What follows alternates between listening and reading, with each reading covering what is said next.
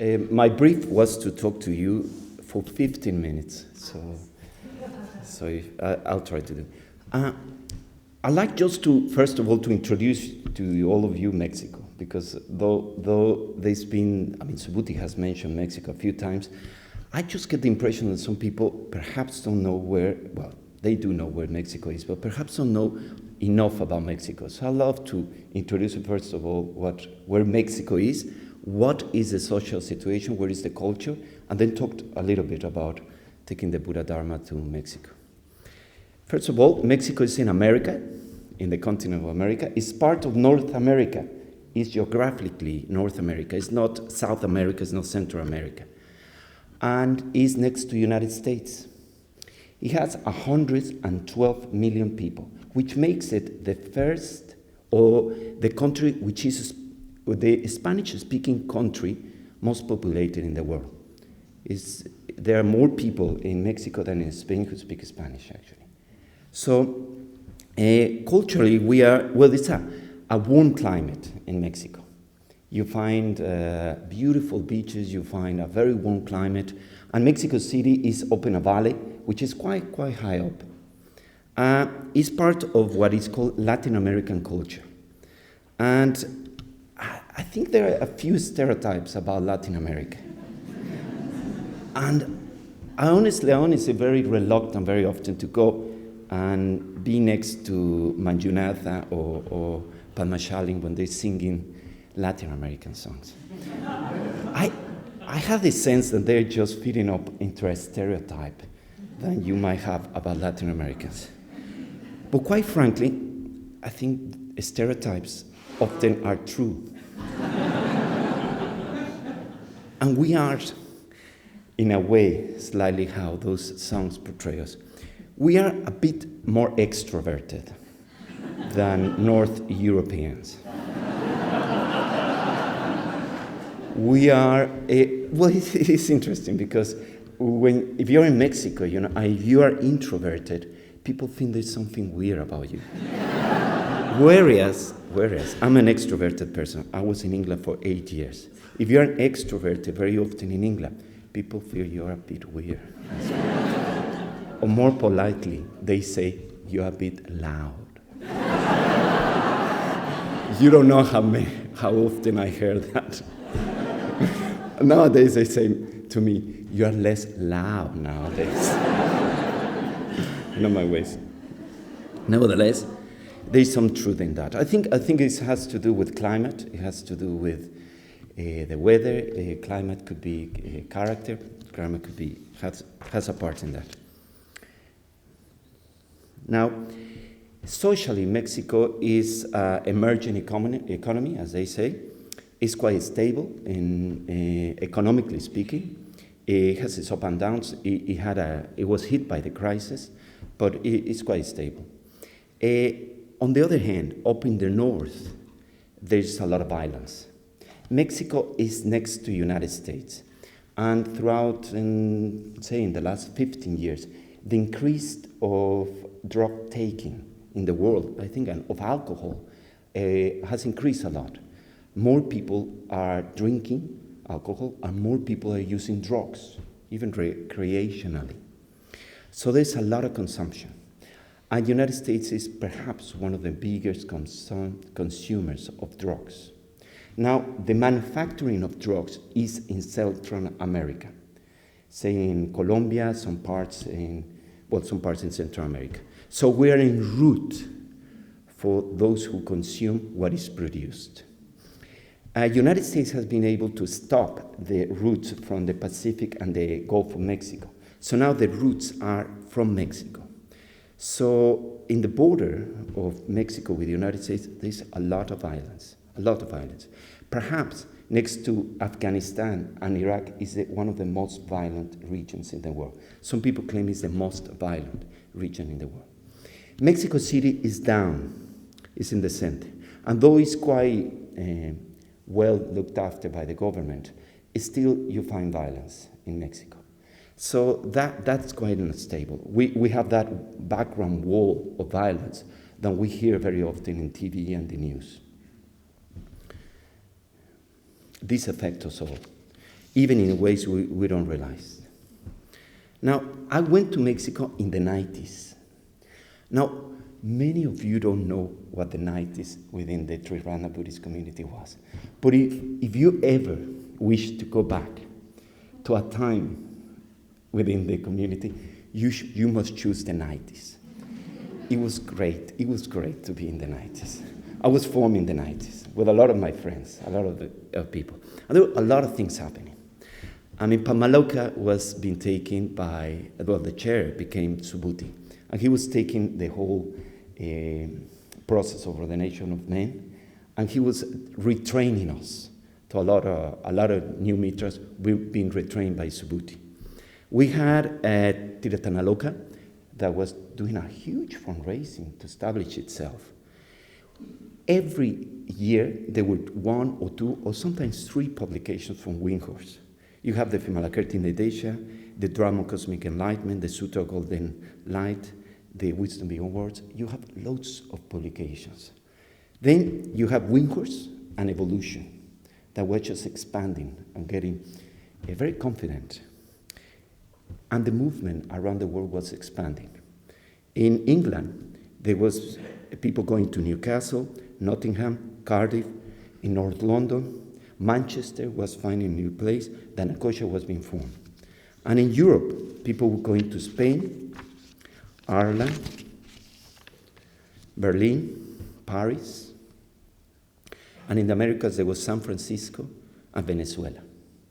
There was a sense of confidence, a sense that we had it, and let's spread the new word, the good news to people.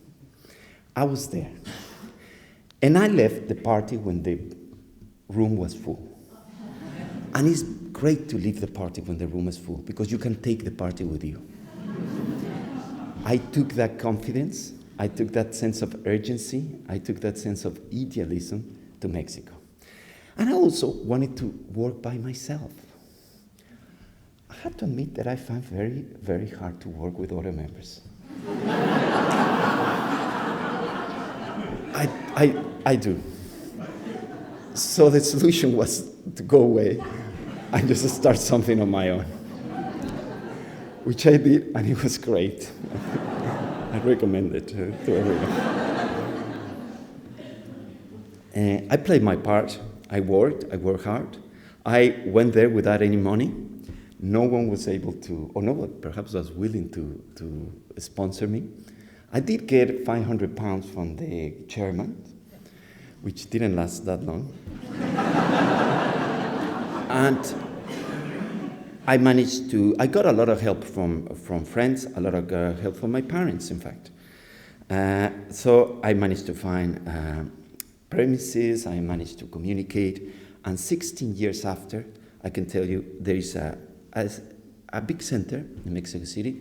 There's a lot of people around the Mexico City Buddhist Center, and there's a lot of things happening in Mexico City. That's the good news.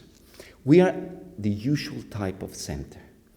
We do courses, we do classes, we do study groups, we do retreats, festivals, as well as yoga, tai chi, shiatsu, and all the rest. But it's incredible how many people come through the Mexico City Buddhist Center. When I was doing my presentation for the chairman, I had to count each class, an average of how many people were going. And I came up, to my surprise, to a number of 1,200 people a week take classes at the Mexico City Buddhist Center. I was surprised myself.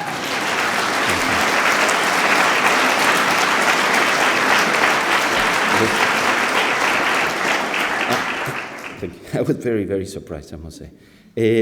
We have, there is over 30 people have asked for ordination and training, effectively, over 200 mitras, and there are 12 other members working in Mexico City. But very often, I wonder why so many people come. I have no illusions. I don't think I have it myself, or I'm a great talent, or I have a lot, or something particular. And I don't think my colleagues, or I don't think my friends or other members in Mexico have it. Nevertheless, I wonder why so many people come. I think there are a few reasons why so many people come. First of all, is because Buddhism is very ripe at the moment for people to take. People need alternatives, and Buddhism is a great alternative to a lot of people. Also, there is a sense of instability, economical and social around, and people are looking for alternatives. As well, I think we are quite good at publicity in Mexico City. But above all, I think the Triratna Buddhist community travels well to other countries. I have heard sometimes people say that perhaps the Triratna community is too English to go to other countries. I tell you that's not true. It works in other countries, and you cannot go further than Mexico.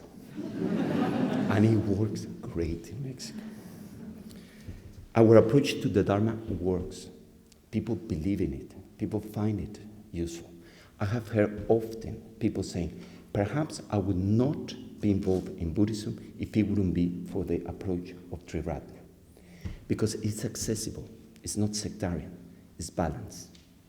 Our system of practices are a great way for people to introduce themselves to meditation.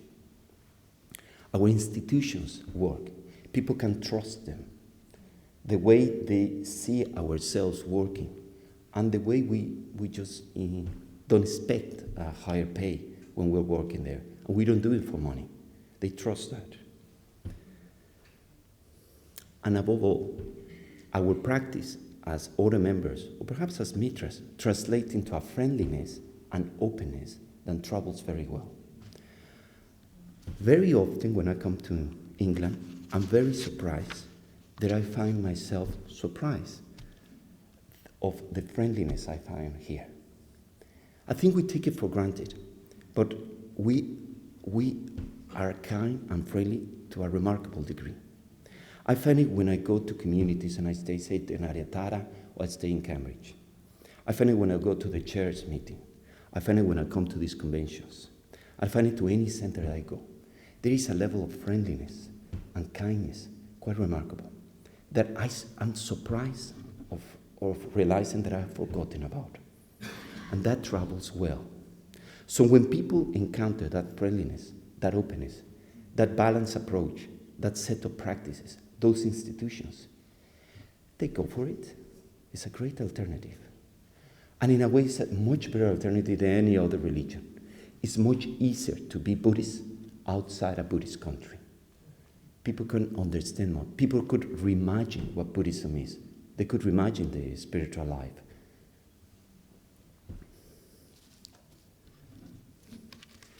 So,